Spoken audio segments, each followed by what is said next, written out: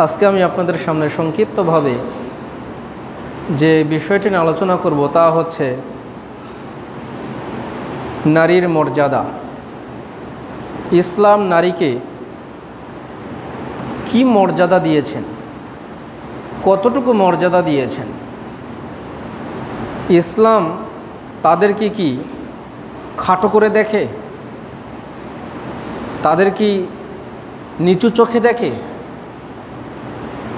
বা কি মর্যাদা দেওয়া হয়েছে। একটা হচ্ছে আমরা প্রচলিত সমাজে একটা মর্যাদা দেখি, আরেকটা হচ্ছে কোরআন হাদিসের মর্যাদা। দুটার মধ্যে পার্থক্য রয়েছে।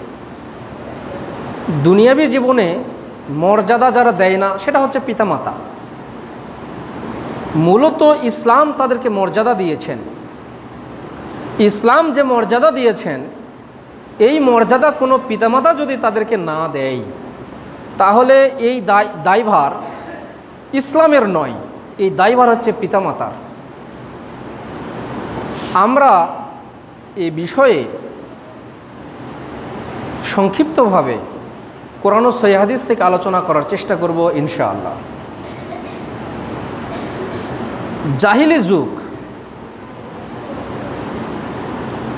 যুগ শব্দের অর্থ হচ্ছে একটা সময়, আর জাহেল বলতে হয় অজ্ঞতা বা মূর্খতার যুগ। মানুষের যেই সময় ভালো জ্ঞান ছিল না, জ্ঞান ছিল কিন্তু সঠিক জ্ঞান ছিল না, এই জাহিলি যুগ বলা হয়। আল্লাহ নবী পৃথিবীতে আসার পর থেকে নিয়ে তার পূর্ববর্তী সময়কে বলা হয় জাহিলি যুগ। জাহিলি যুগে কি করা হতো? জাহিলি যুগে যে জিনিসটা করা হতো সেটা হচ্ছে, জাহিলি যুগে যেটা করা হতো, মেয়েদের সঙ্গে এ বিষয়ে আল্লাহ তাআলা পবিত্র কোরআনুল কারীমের মধ্যে বলছেন, ওয়াইদা বুশিরা আহাদুহুম বিল উনসা, যখন একজন মহিলা গর্ভবতী থাকে, পেটে যখন সন্তান থাকে, এই সন্তান ভূমিষ্ঠের সময় যখন হয়ে যায়, ভূমিষ্ঠ করেছে সন্তান ভূমিষ্ঠ করার পরে পিতা খুব চিন্তিত থাকে। কেন থাকে? আল্লাহ বলছেন, ওয়াইদা বুশিরা আহাদুহুম বিল উনসা, যখন কোনো পিতাকে সংবাদ দেওয়া হয় যে তোমার কন্যা সন্তান হয়েছে, জাল্লা ওয়াজহুহু মুসওয়াদ্দা ওয়া হুয়া কাযীম, এই কন্যা সন্তান তার স্ত্রী জন্ম দিয়েছে, এই কারণে এই কথা শুনে ওই পিতার মুখটা কালো হয়ে যেত। একজন মা তার সন্তানকে যখন ভূমিষ্ঠ করে, সন্তান যখন হয়, আর এই কথা যখন তার বাহিরে থাকা পিতাকে যখন সংবাদ দেওয়া হয় যে আপনার মেয়ে সন্তান হয়েছে, এই কথা শোনার সঙ্গে সঙ্গে তার মুখটা কালো হয়ে যেত, তার মন খারাপ। ইয়াতাওয়ারা মিনাল কওম, সে চেষ্টা করে, এই কথা শোনার পরে সে চেষ্টা করে তার নিজের গোত্রের কাছ থেকে সে নিজেকে লুকিয়ে রাখবে, এই চিন্তা করে। আয়ুমসিকু আলা হুনিন আম ইয়াদুসসুহু ফি তুরাব, সে চিন্তা করে আমি কি এই সন্তানকে রেখে দিব না মাটিতে পুঁতে দিব।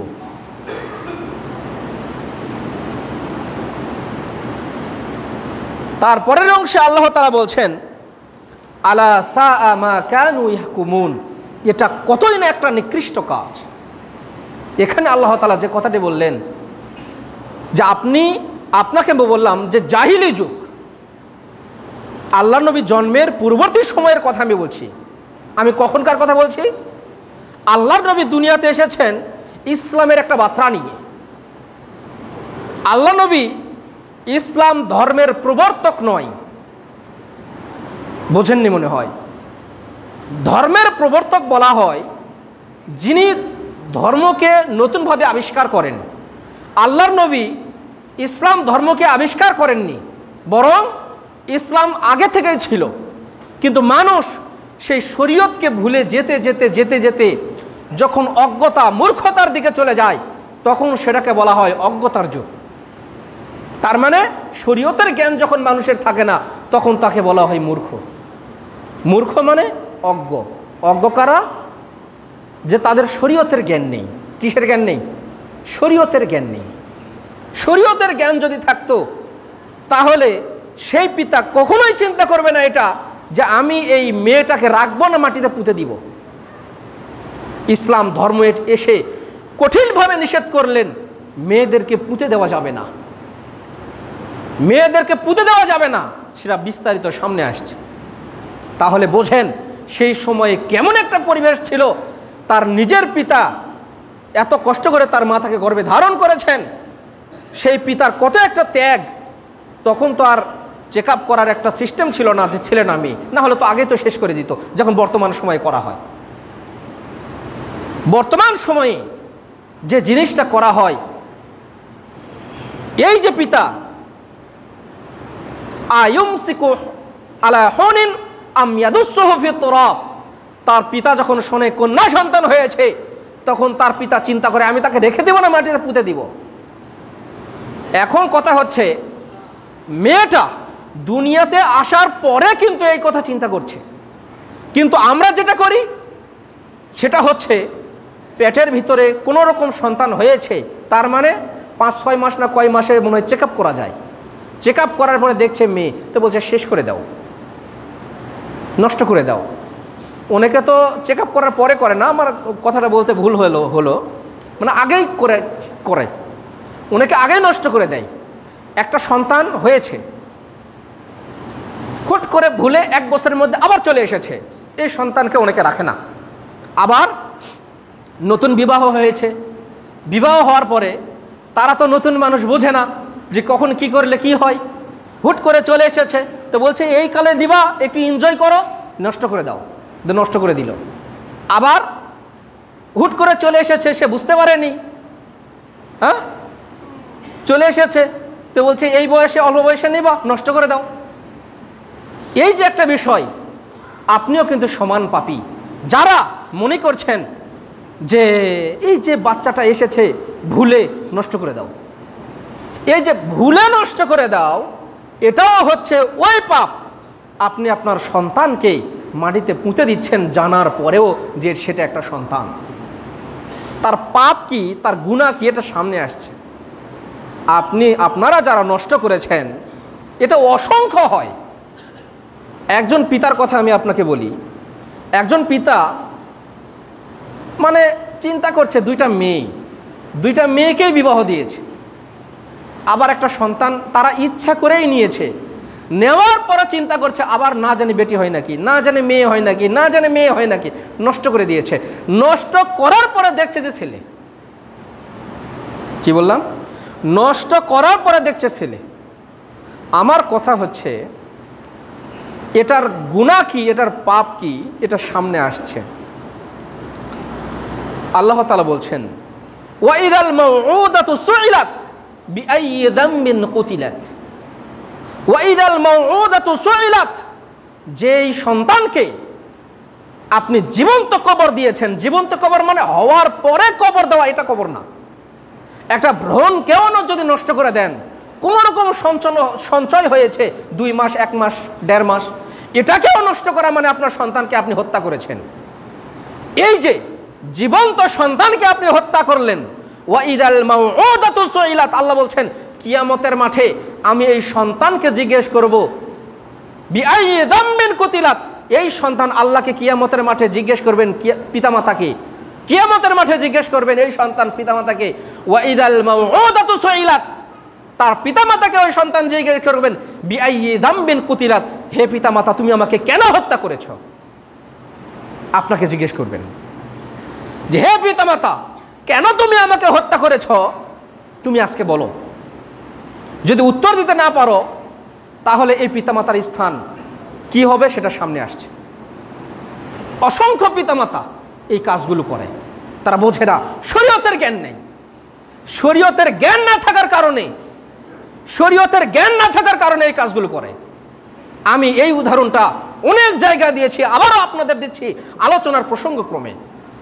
আমি আপনাদের বলছি যে যেই সরকার তারা নিয়ম করছে দুটি সন্তানের বেশি নয়, একটি হলে ভালো হয়, যেই সরকার নিয়ম করছে, আমি সেই সরকারকে বলি, তুমি তোমার বাপ মায়ের কততম সন্তান? তুমি তো বাপ মায়ের, তোমার গোষ্ঠীর সুদ্ধা সাপ, তুমি তো বাপ মায়ের কয়েকতম সন্তান। তাহলে তুমি কিভাবে দায়িত্ব পালন করছো? তুমি কি চিন্তা করো না? তোমার বাপ যদি তোমাকে না নিত, তাহলে তো তুমি তো দায়িত্ব পালন করতে পারতা না? পারতো? আপনি জানেন রবীন্দ্রনাথ ঠাকুর তার পিতামাতার কততম সন্তান জানেন? 7 না 8তম সন্তান। তো রবীন্দ্রনাথ ঠাকুর হতো না যদি তাকে যদি না নিত। এখনো চাপাই রাজশাহীতে দেখবেন যে 2, 4, 5, 6টা সন্তান এখনো। আরে সব সন্তান কি কুলাঙ্গার হয়? 3, 4টার মধ্যে তো একটা ভালো হবে, ওই একটা দেখবেন পিতামাতাকে দেখবে। আমার কথা, শরীয়ত এটা অনুমোদন দেয়, যদি কোনো কারণে আপনি না নেন তবে সন্তান হত্যা করিয়েন না।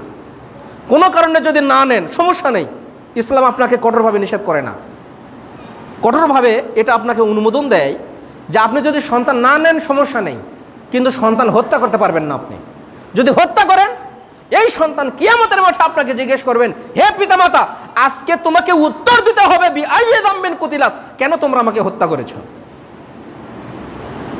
আমাদের যে বাঁশঝাড়, এই বাঁশঝাড়ে কয়েকদিন দেখা হয়েছে যে সন্তান নষ্ট, কার আল্লাহ ভালো জানে, এইভাবে ফেলে দিয়ে চলে আসছে। কুকুরগুলো সেগুলো ছিঁড়ে খাচ্ছে, একদম পুরা সন্তান, মানে কোনো রকম ওষুধটা খেয়ে ফেলে দিয়ে চলে গিয়েছে। অবশ্যই তার জ্ঞান রয়েছে যারা ফেলে দিয়ে গিয়েছে, কিন্তু কোন জ্ঞানটা নেই? শরীয়তের জ্ঞান নেই। এই কারণে হলো সমস্যা। আল্লাহ সঠিক জ্ঞান দান করুন, আল্লাহুম্মা আমিন। এই যে দেখেন আমার বিষয়টা কি, নারীদের মর্যাদা। ইসলাম নারীকে এত মর্যাদা দিয়েছেন যেই পিতামাতা জানার কারণে যে এটা হচ্ছে মেয়ে, এই মেয়েকে যখন আপনি নষ্ট করছেন, এই পিতামাতাকে কিয়ামতের মাঠে জিজ্ঞেস করা হবে শুধু তোমার কারণে যে তুমি মেয়েটাকে হত্যা করলা কেন। এটা হচ্ছে একটা মেয়ের মর্যাদা। এরকম ক্ষেত্রে ছেলের ক্ষেত্রে বলা হয়নি। জায়ুমসিকু হুনান আম ইয়াদুসু ফি তুরাব, মেয়ে সন্তান জানার পরে চিন্তা করে যে আমি এটাকে রেখে দিব না পুঁতে দিব। বর্তমান সমাজ, আপনি যদি সন্তান না নেন সমস্যা নেই, কিন্তু আপনি সন্তান হত্যা করতে পারবেন না। একটা ভ্রূণ, 1 মাসের ভ্রূণ নষ্ট করা মানে কি? এটাও একটা সন্তান। এই সন্তানকে আপনি হত্যা করছেন। আল্লাহ নবী বলছেন, মুগিরা রাদিয়াল্লাহু তাআলা আনহু থেকে বর্ণিত, তিনি বলছেন, আল্লাহ নবী বলছেন, ইন্নাল্লাহা হাররামা আলাইকুম, আল্লাহ তাআলা তোমাদের উপরে হারাম করেছেন যেই কাজটা তোমরা করতে পারবে না, সেটা হচ্ছে উকুকুল উম্মাহাত, পিতামাতার অবাধ্য হওয়া। ইসলাম তোমাকে এটা থেকে নিষেধ করে। তারপরে বলছেন ওয়াদাল বানাত, তোমরা সন্তানকে জীবন্ত কবর দিতে পারবা না। ও মানা ও হাত, এবং তোমরা কৃপণতা করতে পারবা না। এটা আল্লাহ কঠোরভাবে হারাম করেছেন, নিষিদ্ধ করেছেন। 3টা কাজ। কয়টা কাজ? 3টা কাজ। 1 নম্বর, পিতামাতার অবাধ্য হওয়া। এটা আমি বারবার বলি, আজও বলছি আলোচনার প্রসঙ্গক্রমে। পিতামাতা মানে এই নয় বর্তমান সময়ে যাদের দাড়ি পেকে গিয়েছে, যারা বয়স্ক মানুষ। আপনাদের কথা বলছি, এটা আপনারা মনে করিয়েন না, আমি সবার ক্ষেত্রে বলছি যে সন্তান তার দায়িত্ব পিতামাতার সেবা করা। আপনারা মনে করিয়েন না যে শুধু আপনাদের সন্তানের কাজ হচ্ছে আপনাদের সেবা করা। আপনারা যেমন আজকে বৃদ্ধ হয়েছেন, আপনাদেরও কাজ, যখন ছোট ছিলেন তখন, আপনারা যখন যুবক ছিলেন, যখন কামাই রোজগার করতেন, তখন আপনাদের উপরে দায়িত্ব ছিল আপনাদের পিতামাতার সেবা করা। শুধু এই জিনিস নয় যে আমি বয়স্ক মানুষ, আজকে হুজুর আলোচনা আপনার খুব ভালো লাগলো যে আমার দাড়ি পেকে গেছে, আমার সন্তান আমাকে দেখে না। আমি শুধু আপনাকে বলছি না, আমি সকলকে উদ্দেশ্য করে বলছি যে পিতামাতা, সেটা আজ হোক কাল হোক, কিয়ামতের আগ পর্যন্ত পিতামাতার সেবা করতেই হবে। কোন সন্তান দেখলো, কোন সন্তান দেখলো না, এই চিন্তা কখনো করবেন না। তবে পিতামাতাকে একটু চিন্তা করতে হবে, আমার সন্তান আমাকে সেবা যত্ন করার কতটুকু দায়িত্ব রাখে। আমার সন্তানের টাকা নেই, আমি চাইলেই কি তার কাছ থেকে পেতে পারি? ও ভ্যান চালে খায়, 200 টাকা দিনে রোজগার করে, 300 টাকা দিনে রোজগার করে, কিন্তু আমি চিন্তা করছি আমার অপারেশনের জন্য 20,000 টাকা দিচ্ছে না কেন? ওরা তো নিজেই খাইতে পারে না। আমি আপনাকে মানে মানে বর্তমান পরিবেশটা বোঝাচ্ছি। এটা হলো শরীয়তের জ্ঞান। সেটা কি? যে পিতামাতার সেবা যত্ন করতে হবে, কিন্তু বর্তমান বাস্তবতাটাও অনেক কঠিন। তার কারণ আপনার কাছে টাকা নেই, আসলেই টাকা নেই, কিন্তু আপনার পিতামাতার অনেক ইচ্ছা, আমার সন্তান আমাকে এত এত টাকা দিবে, এত এত খাওয়ান দিবে, এই জিনিস দিবে, এটা এটা করবে, কিন্তু আপনার সন্তান কুলে উঠতে পারছে না। এই জিনিসগুলো আপনাকেও লক্ষ্য রাখতে হবে। অনেক পিতামাতা বলে কি, যারা ভ্যান চালায়, কই হুজুর আপনারা তো মোটামুটি অনেক লেখাপড়া করেছেন, অনেক কিছু ইসলামের জ্ঞান রেখেছেন, আমি আমার ছেলেটাকে অনেক চেষ্টা করেছি হুজুর, কিন্তু পারিনি, কিন্তু আমি যদি ছোট থাকতাম হুজুর আমি অনেক পড়াশোনা করতাম। পড়াশোনা কি এতই সহজ মনে করেছেন আপনি? বোঝেন না মনে হয়। পড়াশোনা অনেক কঠিন, পড়াশোনা এত সহজ নয়। আপনার পিতামাতা আপনাকে চেষ্টা করেনি, মানে চেষ্টা করেছে, হয়তো টাকা পয়সা ছিল না, লেখাপড়া শিক্ষা করতে পারেনি, কিন্তু একটা সন্তান, একটা পিতা মানে তার চাচা মেয়েটাকে বলছে যে মাদ্রাসায় থাকো, মাদ্রাসায় থাকো, খুব মানে পড়াশোনা করো, এটা করো, এত বাড়ি যেতে হবে কেন? ছোটো বাচ্চা, মানে বয়স 6-7 হবে। তো আমি মনে মনে ভাবতেছি যে এই যে ছোটোবেলা যে বাপ মাকে ছেড়ে মাসের পর মাস যে মাদ্রাসায় থাকা কত কষ্ট, এটা তুমি বুঝবা না, তখন তুমি কোনোদিন থাকো নি। যারা থাকে তারা এই কষ্টটা বোঝে। যে কোনো সন্তানকে জিজ্ঞেস করবেন তোমার কেন জিউল হচ্ছে, গ্রাম্য ভাষায় কেন জিউল হচ্ছে, মানে মন খারাপ হয় কেন, কয় মায়ের কথা বারবার মনে পড়ে। তার কারণ মায়ের কোসার একটা কি রয়েছে, ঘ্রাণ রয়েছে, যেটা সে অনুভব করে যে মায়ের সাথে থাকলে আমাকে খুব ভালো লাগে। এজন্য পিতামাতার সেবা যত্ন অবশ্যই আপনাকে করতে হবে। চেষ্টা করবেন আপনার সাধ্যমতো, না নচেত কিয়ামতের মাঠে আপনাকেও হিসাব দিতে হবে, আমাকেও হিসাব দিতে হবে। এখানে কেউ ছাড় পাবে না। আপনি যেমন আজকে পিতামাতা, আপনার পিতামাতাকে যদি আপনি সেবা যত্ন না করেন তাহলে আপনাকেও হিসাব দিতে হবে। এটা সবার ক্ষেত্রে সমান। আমার কথা কি বুঝতে পেরেছেন? আশা করি বুঝতে পেরেছেন। 2 নম্বরে আল্লাহ নবী বললেন যে কন্যা সন্তানকে জীবন্ত পুঁতে ফেলা এটা হলো হারাম, নিষেধ, কঠোরভাবে নিষেধ করেছেন। 3 নম্বর কৃপণতা করা। কৃপণতা করা ইসলামে হারাম বা নিষিদ্ধ। যেরকম টাকা পয়সা আছে আপনাকে সেরকম খরচ করতে হবে। আপনার যদি টাকা পয়সা কম থাকে, আপনি আপনার এদিকে তাকান, হয়তো ওনার স্মরণ নেই, হয়তো আছে,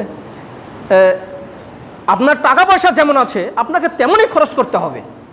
আপনার যদি টাকা পয়সা না থাকে অল্প খরচ করেন, টাকা পয়সা বেশি থাকলে পরিবারের জন্য যা প্রয়োজন তাই করবেন, কিন্তু অপচয় করতে পারবেন না, আবার কৃপণতাও করতে পারবেন না। সালমাত ইবনে ইয়াজিদ রাদিয়াল্লাহু তাআলা আনহু থেকে বর্ণিত, তিনি বলছেন ইনতালাকতু আনা ওয়া আখি ইলা রাসূলিল্লাহি সাল্লাল্লাহু আলাইহি ওয়াসাল্লাম। আমি একটা মহিলা, একটা মেয়ে, তিনি বলছেন আমি এবং আমার ভাই আল্লাহর নবীর কাছে গেলাম। গিয়ে তিনি বলছেন ইন্না উম্মানা মুলাইকা কানাত তাসিলুর রাহমা ওয়া তাকরিজ যায়ফ। আমার মা মুলাইকা রাদিয়াল্লাহু তাআলা আনহা, তিনি কি করতেন? আত্মীয়তার সম্পর্ক ঠিক রাখতেন, এবং আত্মীয়রা যদি আমাদের বাড়িতে আসতো তাহলে তাদেরকে সেবা যত্ন করতেন, মানে আপ্যায়ন করতেন। তো আমার মা, এটা কোন সময়ের কথা বলছি? যখন তে ইসলাম গ্রহণ করেনি। ইসলাম গ্রহণ করেনি এই সময় তার মা কি করত? যে আত্মীয়তার সম্পর্ক ঠিক রাখত, এবং তারা যখন বাড়িতে আসতো তাদেরকে মেহমানদারি করত, মানে ভালো কাজ করত। তো আল্লাহ নবীকে বলছেন আল্লাহ নবী আমার মা কি আর সওয়াব পাবে? তখন আল্লাহ নবী বলছেন না না, এটার সওয়াব পাবে না। কি পাবে না? অমুসলিমরা মানুষের যত সেবা করুক সওয়াব পাবে না। তারপরে বললেন আল্লাহ নবী আমার মা যখন অমুসলিম ছিলেন তখন একটা সন্তান হত্যা করেছেন, তো এখন এটার সমাধান কি? আমার মা কি কিয়ামতের মাঠে ছাড় পাবেন? তখন আল্লাহ নবী বলছেন যে আল ওয়াইদাতু ওয়াল মাউদাতু ফিন্নার, তোমার মা এবং ওই সন্তান দুজনেই জাহান্নামে যাবে। কি যাবে? তোমার মা এবং যেই সন্তানকে হত্যা করেছে দুজনেই জাহান্নামে যাবে। তবে যদি তোমার মা ইসলাম গ্রহণ করে যদি তওবা করে তাহলে আল্লাহ তাকে মাফ করে দিবেন। এখন আসেন দ্বিতীয় নম্বর হাদিস। ইবনে মাসউদ রাদিয়াল্লাহু তাআলা আনহু থেকে বর্ণিত, তিনি বলছেন, আল্লাহ নবী বলছেন, আল ওয়াইদাতু ওয়াল মাউউদাতু ফিন্নার। এটা একবার সবাইকে উদ্দেশ্য করে বলছেন, যিনি সন্তানকে মেরে ফেলে দিবেন, মানে হত্যা করবেন, আর যাকে হত্যা করবে, দুজনেই জাহান্নামে যাবে। আল ওয়াইদাতু ওয়াল মাউউদাতু ফিন্নার। আপনি যদি কন্যা সন্তানকে যদি হত্যা করেন, মানে মা যদি হত্যা করে, তাহলে মা এবং ওই কন্যা সন্তান দুজনেই জাহান্নামে যাবে। এখন বলেন উপায় কি? বলেন উপায় কি? সামনে আসেন।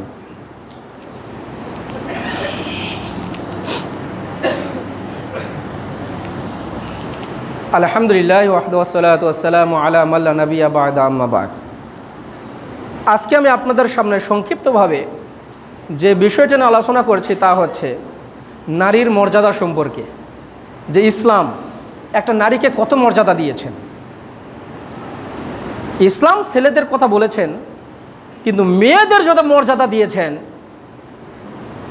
অন্য কোনো ধর্ম এরকম মর্যাদা দেননি। ইসলাম ধর্মের উপর একটা অপবাদ দেওয়া হয়। অপবাদটা কি? যে ছেলেদেরকে যা দিবেন সম্পদ, তার অর্ধেক দেওয়া হয় তার বোনকে। এটা কি একটা তাদের উপর জুলুম করা নয়? বোঝেননি মনে হয়। অনেকেই বলে কি, অমুসলিমরা বা অন্যান্য ধর্মের লোকেরা বা অন্য কেউ বেশি বুদ্ধিজীবী যারা, তারা বলে কি যে একটা ছেলেকে দেওয়া হয় সম্পদ আর মেয়েকে দেওয়া হয় তার অর্ধেক, এটা জুলুম নয়? এখন আসেন আমরা হিসাব করি। একটা মেয়ে কয়েকভাবে সম্পদ পায় যেটা একটা ছেলে পায় না। কি বললাম? একটা মেয়ে কয়েকভাবে সম্পদ পায় যেটা একটা মেয়ে কয়েকভাবে সম্পদ পায় যেটা একটা ছেলে পায় না। একটা ছেলে তার পিতার সম্পদ পায়, মেয়েও পায়। এখন আসেন, যদি মায়ের সম্পদ থাকে তাহলে ভাইও যা পাবে বোনও তাই পাবে। এখন আসেন, মেয়েটার বিয়ে হলো, মেয়েটার কি হলো? বিয়ে হলো, স্বামীর ঘরে গেল, স্বামীর কাছ থেকেও তার বউ সম্পদ পাবে, এটা তার অধিকার। এখানে কি ভাই পাবে? বোঝেননি মনে হয়। ভাই পাবে? তাহলে স্বামীর কাছ থেকে সম্পদ পেল।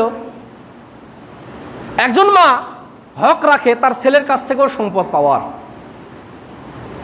বোঝেননি মনে হয়। ছেলের সম্পদ আছে, একটা মা হক রাখে কি তার ছেলের কাছ থেকেও সম্পদ পাওয়ার। পেল কি পেল না? ছেলে কি পাবে? পাবে না। একজন মেয়ে, তাকে কামাই করতে হয় না, বাপের বাড়িতে গেল, বাপ কামাই করে খাওয়ালো, বাপ মারা গেল, এখন তাহলে কার বাড়িতে গেল? ভাইয়ের বাড়িতে গেল, ভাই তাকে কামাই করে খাওয়ালো, 2-4 দিন যাই থাকুক, স্বামীর বাড়িতে গিয়েছে, বউকে কামাই করতে হয়? কোনো স্বামীকে বলে তুমি কামাই না করলে তোমাকে তালাক দেবো, এরকম বলে? তার মানে স্বামী কামাই করবে, বউ বসে থাকে খাবে। স্বামী মারা গেল, স্বামী কোনো কারণে মারা গেল, 2টা ছেলে আছে, ছেলে কামাই করবে, মা বসে থেকে খাবে। এটা হলো শরীয়ত। তাহলে ইসলাম কি নারীকে অপমান করলো, ছোট করলো না খাটো করলো? কয়েক দিক দিয়ে মেয়ে সম্পদ পায়। খাদ্য খাওয়া, এটা কি সম্পদ না? আর একটা ছেলে আজকে বসে থাকুক দেখি, বাপের গ্যাল খাবে, শ্বশুরের গ্যাল খাবে, বউয়ের গ্যাল খাবে, ছেলেদের গ্যাল খাবে, কেউ দেখতে পাবে না। এখন বলেন, আমি আপনাদেরকে বলছি, অন্য কোন ধর্ম, আমি আপনাকে চ্যালেঞ্জ করছি, অন্য কোন ধর্ম, ইসলাম ধর্মে মেয়েরা যে সম্পদ পায় অন্য কোনো ধর্ম এই সম্পদ দেয় না। হিন্দুদের সমাজে যে প্রথা আছে, বিয়ের সময় ধুমধারাক্কা যৌতুক 10 লাখ টাকা দাও আর 1 পয়সা পাবে না, 2 লাখ টাকা দাও আর 1 পয়সা পাবে না, হিন্দু ধর্মে আর 1 পয়সা পাবে না, কানাকুড়ি। বোঝেননি মনে হয়। ইহুদি ধর্মে ওটাও তাই, যে কোনো ধর্মের সমান, শুধু ইসলাম ধর্মে মেয়েদেরকে এরকম হক দেওয়া হয়েছে যেটা অন্য কোনো ধর্মে দেওয়া হয়নি। তো ইসলাম ধর্মে মেয়েকে খাটো করলো না, তাদের সম্মান বৃদ্ধি করলো। এখন আসেন, বাপ যদি না দেয় সেটা কার দোষ? ইসলাম ধর্মের দোষ। ছেলে যদি তাকে না দেয় সেটা কি ইসলাম ধর্মের দোষ? ছেলে যদি কামাই করে না খাওয়ায় সেটা কি ইসলাম ধর্মের দোষ? বোঝেননি মনে হয়। এখন পিতা যদি কোনো কারণে সম্পদ না দেয় সেটা কি ইসলাম ধর্মের দোষ? তাহলে আপনি বলেন কার দোষ? আপনার দোষ, আপনার ভাইয়ের দোষ, না হলে পাড়া প্রতিবেশীর দোষ, যারা দেয় না তাদের দোষ। বাজারে বলছি আপনার ছেলে মেয়ে কয়জন আন্টি? তো বলছে, এটা বাস্তব গতকালের ঘটনা বলছি, আন্টি আপনার ছেলে মেয়ে কয়জন? তো বলছে এক ছেলে এক মেয়ে। তা বলছিলাম যাক আলহামদুলিল্লাহ মাশাআল্লাহ ভালো। তো আপনাদের এই বাজারে তো মাশাআল্লাহ অনেকটুকু জায়গা। তো আমি বললাম আন্টি কতটুকু জায়গা হবে? অনেকখানি।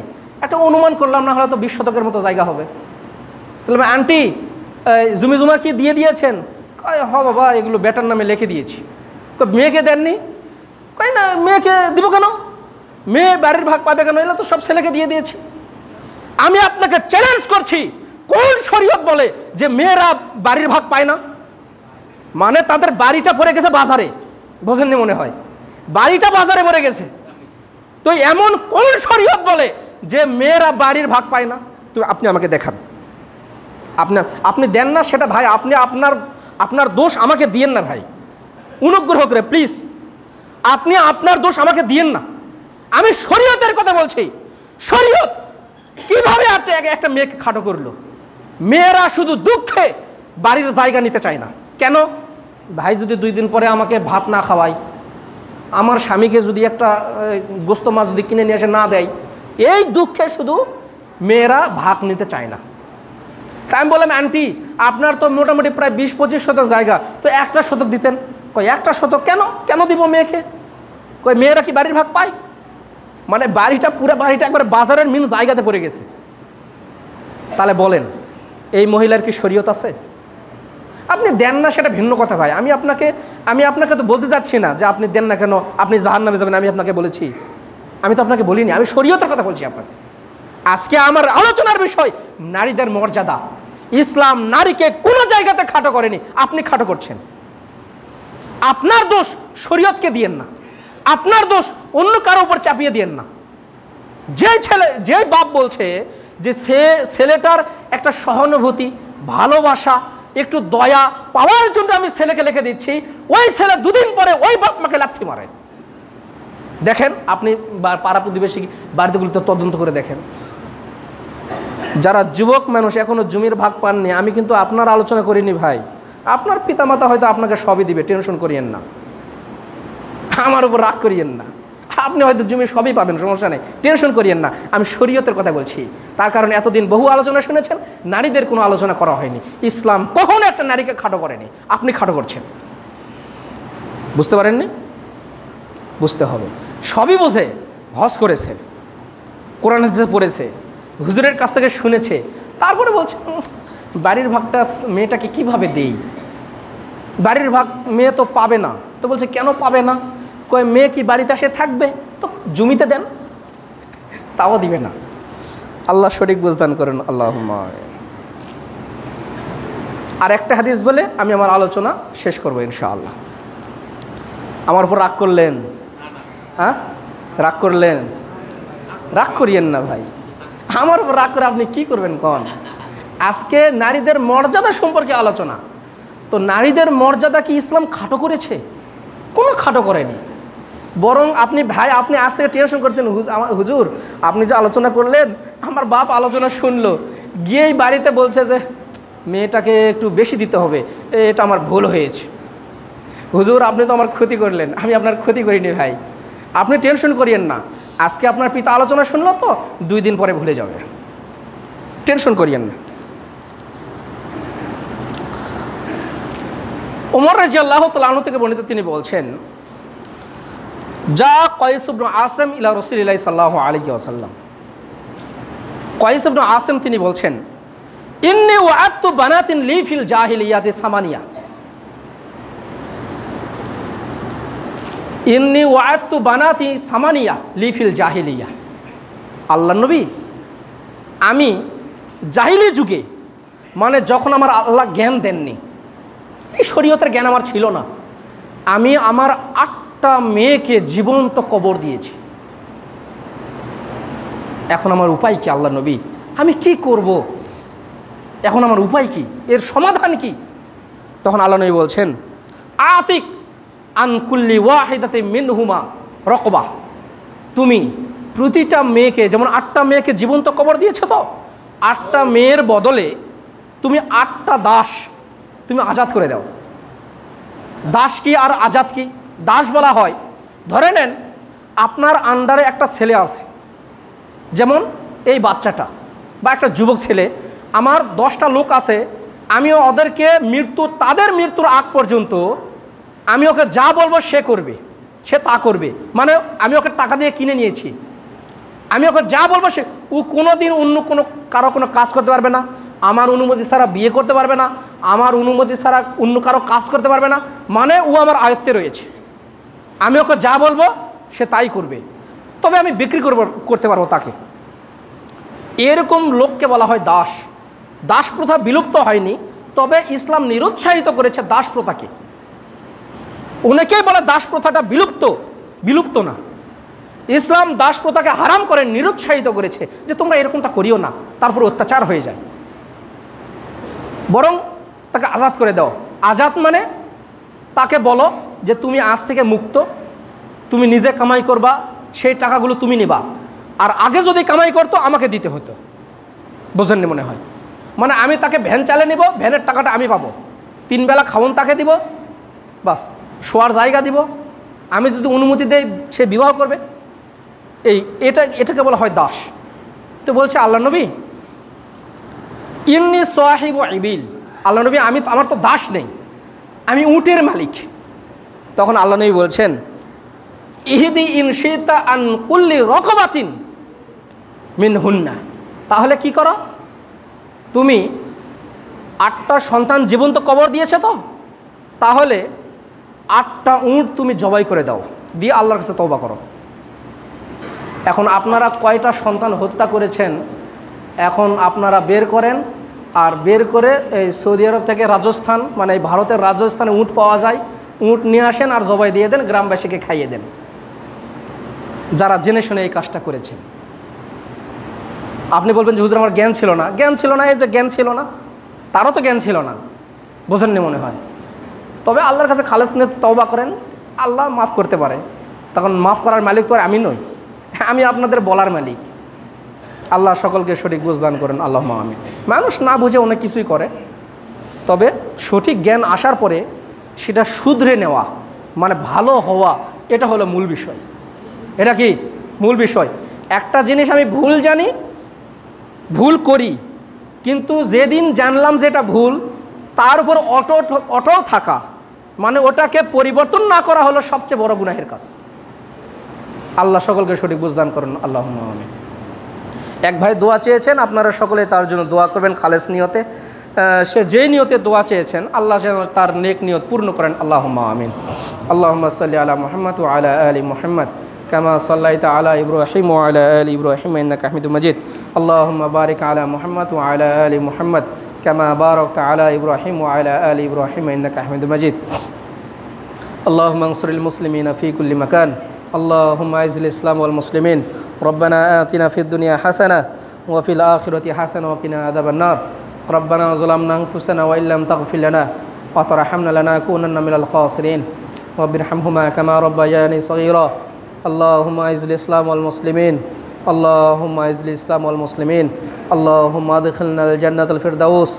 اللهم أدخلنا الجنة الفردوس. اللهم أدخلنا الجنة الفردوس. أذهب الباس رب الناس واشفي أنت الشافي لا شفاء إلا شفاءك شفاء لا يغادر سقما. اللهم أجرنا من النار. اللهم أجرنا من النار. اللهم أجرنا من النار. سبحانك اللهم وبحمدك أشهد أن لا إله إلا أنت أستغفرك وأتوب إليك. السلام عليكم ورحمة الله وبركاته.